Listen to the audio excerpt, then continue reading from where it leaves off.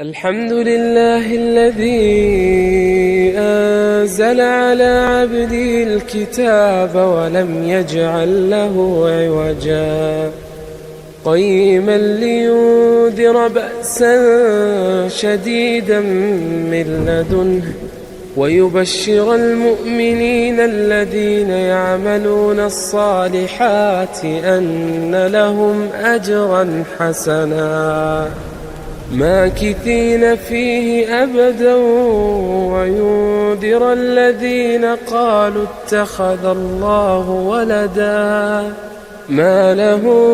به من علم ولا لآبائهم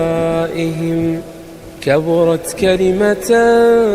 تخرج من أفواههم إن يقولون إلا كذبا فلعلك باخع نفسك على آثارهم إن لم يؤمنوا بهذا الحديث أسفا إنا جعلنا ما على الأرض زينة لها لنبلوهم أيهم أحسن عملا وإنا لجاعلون ما عليها صعيدا جرزا أم حسبت أن أصحاب الكهف والرقيم كانوا من آياتنا عجبا إذ أوى الفتية إلى الكهف فقالوا ربنا آتنا من لدنك رحمة وهيئ لنا من أمرنا رشدا فضربنا على آذانهم في الكهف سنين عددا ثم بعثناهم لنعلم أي الحزبين أحصى لما لبثوا أمدا نحن نقص عليك نباهم بالحق إنهم فتية آمنوا بربهم وزدناهم هدى وربطنا على قلوبهم إذ قاموا فقالوا ربنا رب السماوات والأرض لن ندعو من دونه إلها لقد قلنا إذا شططا هؤلاء قوم اتخذوا من دونه آلهة لولا يأتون عليهم بسلطان بين فمن أظلم ممن افترى على الله كذبا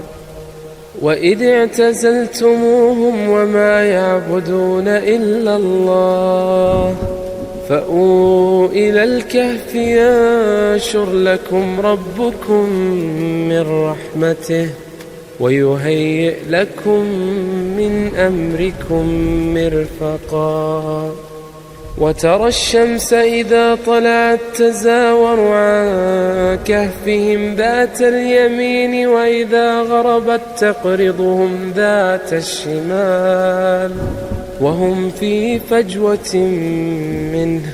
ذلك من آيات الله من يهد الله فهو المهتد ومن يضلل فلن تجد له وليا مرشدا وتحسبهم أيقاظا وهم رقود ونقلبهم ذات اليمين وذات الشمال وكلبهم باسط ذراعيه بالوصيد لو اطلعت عليهم لوليت منهم فرارا ولملئت منهم رعبا وكذلك بعثناهم ليتساءلوا بينهم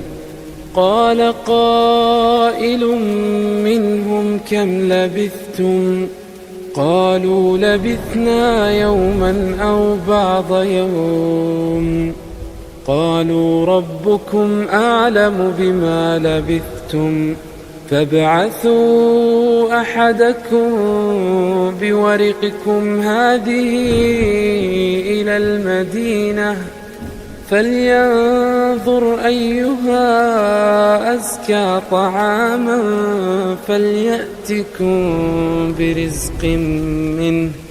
وليتلطف ولا يشعرن بكم أحدا إنهم إن يظهروا عليكم يرجموكم أو يعيدوكم في ملتهم ولن تفلحوا إذا أبدا وكذلك آثرنا عليهم ليعلموا أن وعد الله حق وأن الساعة لا ريب فيها إذ يتنازعون بينهم أمرهم فقالوا ابنوا عليهم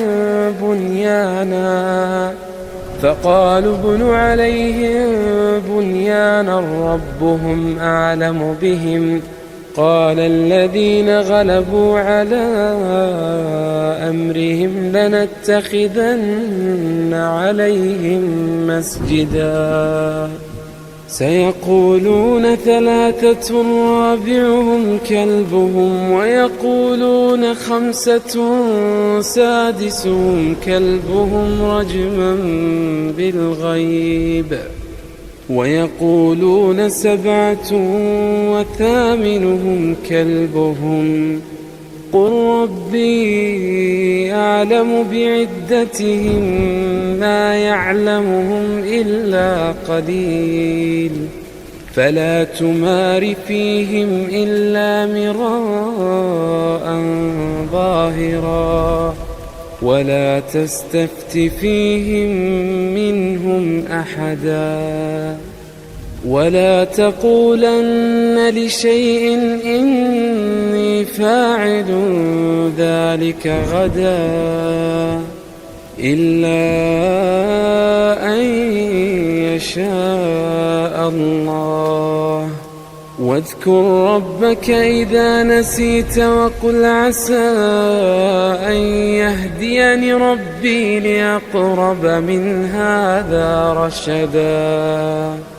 ولبثوا في كهفهم 300 سنين وازدادوا 9 قل الله أعلم بما لبثوا له غيب السماوات والأرض أبصر به وأسمع ما لهم من دونه من ولي ولا يشرك في حكمه أحدا واتل ما أوحي إليك من كتاب ربك لا مبدل لكلماته ولن تجد من دونه ملتحدا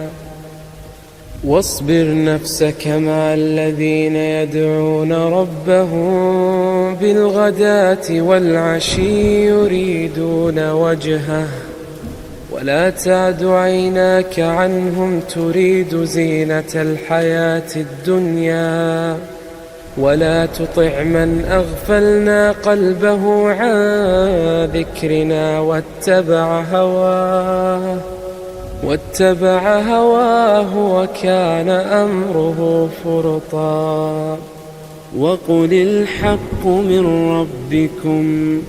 فمن شاء فليؤمن ومن شاء فليكفر إنا أعتدنا للظالمين نارا أحاط بهم سرادقها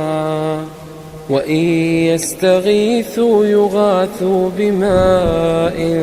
كالمهل يشوي الوجوه بئس الشراب وساءت مرتفقا إن الذين آمنوا وعملوا الصالحات إنا لا نضيع أجر من أحسن عملا أولئك لهم جنات عدن تجري من تحتهم الأنهار يحلون فيها من أساور من ذهب ويلبسون ثيابا خضرا من سندس واستبرق متكئين فيها على الأرائك نعم الثواب وحسنت مرتفقا واضرب لهم مثل الرجلين جعلنا لأحدهما جنتين من أعناب وحففناهما بنخل وجعلنا بينهما زرعا كلتا الجنتين آتت أكلها ولم تظلم منه شيئا وفجرنا خلالهما نهرا وكان له ثمر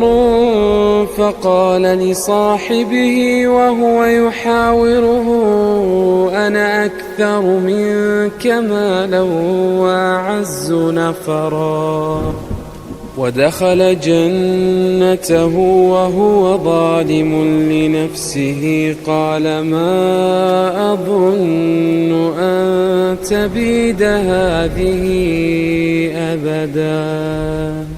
وما أظن الساعة قائمة ولئن رددت إلى ربي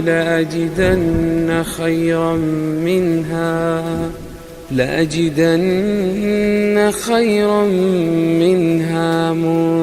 منقلبا قال له صاحبه وهو يحاوره أكفرت بالذي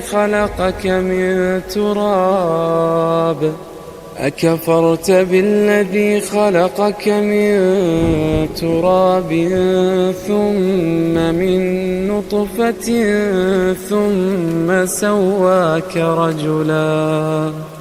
لكن هو الله ربي ولا أشرك بربي أحدا ولولا إذ دخلت جنتك قلت ما شاء الله لا قوة إلا بالله إن ترني أنا أقل منك مالا وولدا فعسى ربي أن يؤتيني خيرا من جنتك ويرسل عليها حسبانا من السماء فتصبح صعيدا زلقا أو يصبح ماؤها غورا فلن تستطيع له طلبا وأحيط بثمره فأصبح يقلب كفيه على ما أنفق فيها وهي خاوية على عروشها ويقول يا ليتني لم أشرك بربي أحدا ولم تكن له فئة ينصرونه من دون الله وما كان منتصرا هنالك الولاية لله الحق هو خير ثوابا وخير عقبا واضرب لهم مثل الحياة الدنيا كماء إن أنزلناه من السماء كماء إن أنزلناه من السماء فاختلط به نبات الأرض فأصبح هشيما تذروه الرياح وكان الله على كل شيء مقتدرا. المال والبنون زينة الحياة الدنيا والباقيات الصالحات خير عند ربك ثوابا وخير أملا. ويوم نسير الجبال وترى الأرض بارزة وحشرناهم فلم نغادر منهم أحدا وعرضوا على ربك صفا لقد جئتمونا كما خلقناكم أول مرة بل زعمتم أن لن نجعل لكم موعدا. ووضع الكتاب فترى المجرمين مشفقين مما فيه ويقولون يا ويلتنا ما لهذا الكتاب لا يغادر صغيرة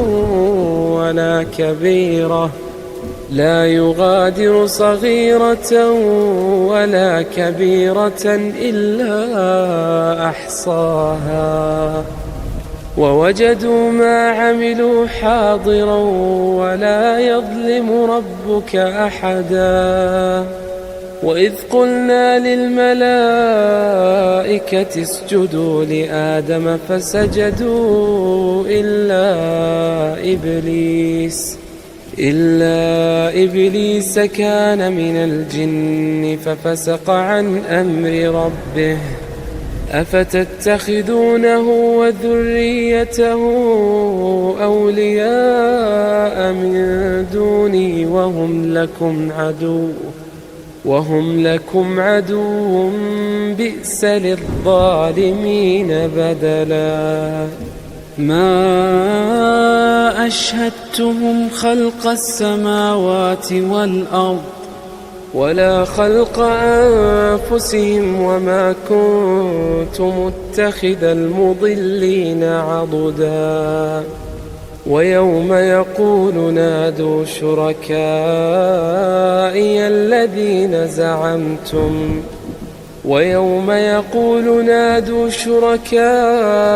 الذين زعمتم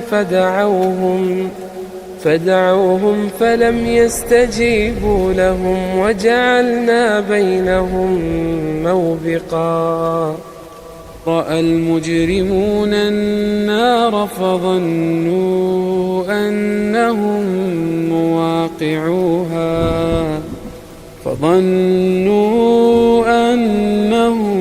مواقعوها ولم يجدوا عنها مصرفا.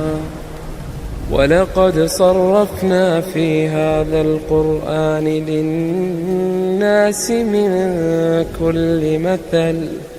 وكان الإنسان أكثر شيء جدلا. وما منع الناس أن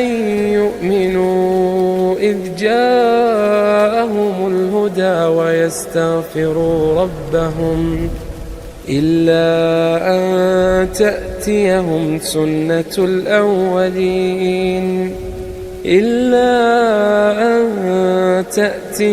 سنة الأولين أو يأتيهم العذاب قبلا.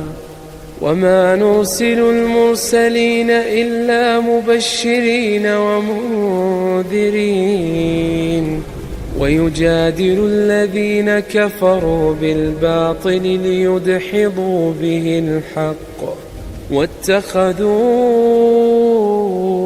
آياتي وما أنذروا هزوا.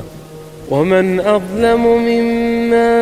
ذكر بآيات ربه فأعرض عنها ونسي ما قدمت يداه إنا جعلنا على قلوبهم أكنة أن يفقهوه وفي آذانهم وقرا وإن تدعهم إلى الهدى فلن يهتدوا إذن أبدا وربك الغفور ذو الرحمة لو يؤاخذهم بما كسبوا لعجل لهم العذاب بل لهم موعد لن يجدوا من دونه موئلا وتلك القرى أهلكناهم لما ظلموا وجعلنا لمهلكهم موعدا وإذ قال موسى لفتاه لا أبرح حتى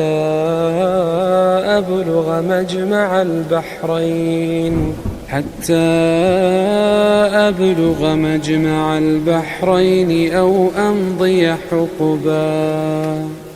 فلما بلغا مجمع بينهما نسيا حوتهما فاتخذ سبيله في البحر سربا فلما جاوزا قال لفتاه آتنا غداءنا لقد لقينا من سفرنا هذا نصبا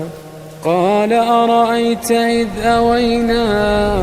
إلى الصخرة فإني نسيت الحوت وما أنسانيه إلا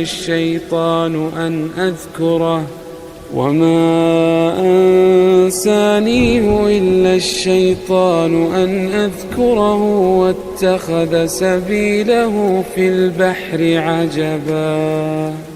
قال ذلك ما كنا نبغي فارتدا على آثارهما قصصا فوجدا عبدا من عبادنا آتيناه رحمة من عندنا وعلمناه من لدنا علما قال له موسى هل أتبعك على أن تعلمني مما علمت رشدا قال إنك لن تستطيع معي صبرا وكيف تصبر على ما لم تحط به خبرا قال ستجدني إن شاء الله صابرا ولا أعصي لك أمرا قال فإن اتبعتني فلا تسألني عن شيء حتى أحدث لك منه ذكرا فانطلقا حتى إذا ركبا في السفينة خرقها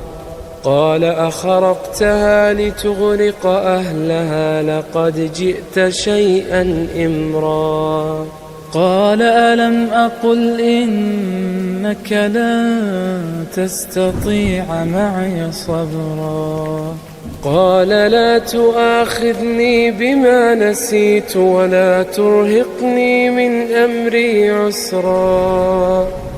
فانطلقا حتى إذا لقيا غلاما فقتله قال أقتلت نفسا زكية بغير نفس لقد جئت شيئا نكرا قال ألم أقل لك إنك لن تستطيع معي صبرا قال إن سألتك عن شيء بعدها فلا تصاحبني قد بلغت من لدني عذرا فانطلقا حتى إذا أتيا أهل قرية استطعما أهلها فأبوا أن يضيفوهما فوجدا فيها جدارا يريد أن ينقض فأقامه قال لو شئت لاتخذت عليه أجرا قال هذا فراق بيني وبينك سأنبئك بتأويل ما لم تستطع عليه صبرا أما السفينة فكانت لمساكين يعملون في البحر فأردت أن أعيبها وكان وراءهم ملك يأخذ كل سفينة غصبا وأما الغلام فكان أبواه مؤمنين فخشينا أن يرهقهما طغيانا وكفرا فأردنا أن يبدلهما ربهما خيرا منه زكاة وأقرب رحما وأما الجدار فكان لغلامين يتيمين في المدينة وكان تحته كنز لهما وكان أبوهما صالحا فأراد ربك أن يبلغا أشدهما ويستخرجا كنزهما رحمة من ربك وما فعلته عن أمري ذلك تأويل ما لم تسطع عليه صبرا ويسألونك عن ذي القرنين قل سأتلو عليكم منه ذكرا إنا مكنا له في الأرض وآتيناه من كل شيء سببا فأتبع سببا حتى إذا بلغ مغرب الشمس وجدها تغرب في عين حمئة ووجد عندها قوما قلنا يا ذا القرنين إما أن تعذب وإما أن تتخذ فيهم حسنا قال أما من ظلم فسوف نعذبه ثم يرد إلى ربه فيعذبه عذابا نكرا وأما من آمن وعمل صالحا فله جزاء الحسنى وسنقول له من أمرنا يسرا ثم أتبع سببا حتى إذا بلغ مطلع الشمس وجدها تطلع على قوم لم نجعل لهم من دونها سترا كذلك وقد أحطنا بما لديه خبرا ثم أتبع سببا حتى إذا بلغ بين السدين وجد من دونهما قوما لا يكادون يفقهون قولا قالوا يا ذا القرنين إن يأجوج ومأجوج مفسدون في الأرض فهل نجعل لك خرجا على أن تجعل بيننا وبينهم سدا قال ما مكني فيه ربي خير فأعينوني بقوة أجعل بينكم وبينهم ردما آتوني زبر الحديد حتى إذا ساوى بين الصدفين قال انفخوا حتى إذا جعله نارا قال آتوني أفرغ عليه قطرا فما استطاعوا أن يظهروه وما استطاعوا له نقبا قال هذا رحمة من ربي فإذا جاء وعد ربي جعله دكا وكان وعد ربي حقا وتركنا بعضهم يومئذ يموج في بعض ونفخ في الصور فجمعناهم جمعا وعرضنا جهنم يومئذ للكافرين عرضا الذين كانت أعينهم في غطاء عن ذكري وكانوا لا يستطيعون سمعا أفحسب الذين كفروا أن يتخذوا عبادي من دوني أولياء إنا أعتدنا جهنم للكافرين نزلا قل هل ننبئكم بالأخسرين أعمالا الذين ضل سعيهم في الحياة الدنيا وهم يحسبون أنهم يحسنون صنعا أولئك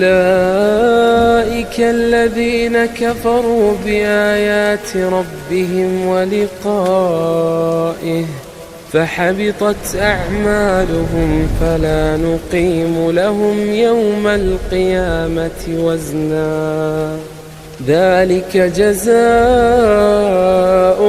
جهنم بما كفروا واتخذوا آياتي ورسلي هزوا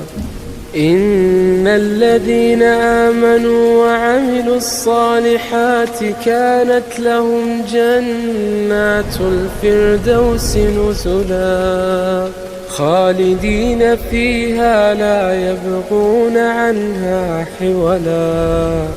قل لو كان البحر مدادا لكلمات ربي لنفد البحر قبل أن تنفد كلمات ربي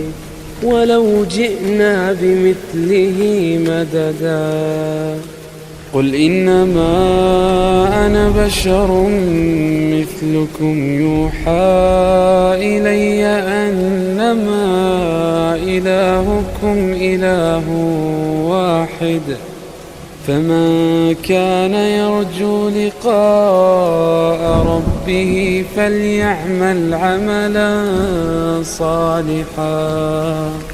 فليعمل عملا صالحا ولا يشرك بعبادة ربه أحدا.